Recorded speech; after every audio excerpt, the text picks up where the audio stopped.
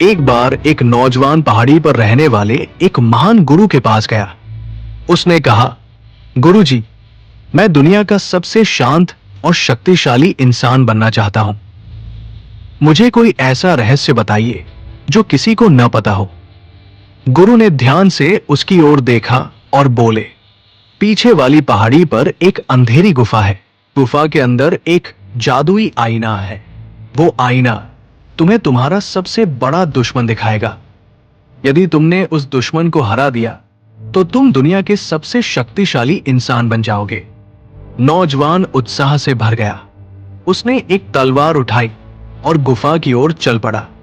गुफा बहुत गहरी और डरावनी थी। जैसे जैसे वो अंदर जाता गया, उसे किसी के कदमों की आहट सुनाई देने लगी। उसे लगा जैसे कोई उसका पीछा कर रहा हो। वो डर गया, लेकिन उसने हिम्मत नहीं हारी। अंत में वो गुफा के सबसे आखिरी कोने में पहुंच गया, जहां एक धुंधला सा आईना लगा हुआ था। उसने अपनी तलवार कसकर पकड़ी और आईने के सामने खड़ा हो गया लगा। उसे लगा कि अब कोई राक्षस या भयानक दुश्मन दिखाई देगा, लेकिन जैसे ही उसने आईने में देखा, उसके हाथ से तलवार छूट गई और वो घुटनों के बल बैठ गया। आईने में कोई राक्षस नहीं था, आईने में वो खुद था। लेकिन वो वैसा नहीं दिख रहा था जैसा वो रोज देखा करता था।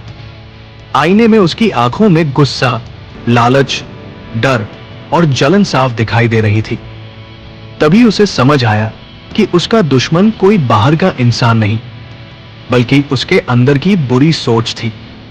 वो वापस गुरु के पास गया और बोला, गुरुजी, मैंने अपने दुश्मन को देख लिया, लेकिन मैं उसे हराऊं कैसे? मैं खुद को कैसे मार सकता हूं? गुरु मुस्कुराए और बोले, उसे मारना नहीं है, उसे सिर्फ शांत करना है। जिस दिन तुम अपने गुस्से और डर से ऊपर उठकर मुस्कुराना सीख जाओगे, उसी दिन वो दुश्मन तुम्हारा सबसे बड़ा दोस्त बन जाएगा और वही तुम्हारी असली ताकत बन जाएगा।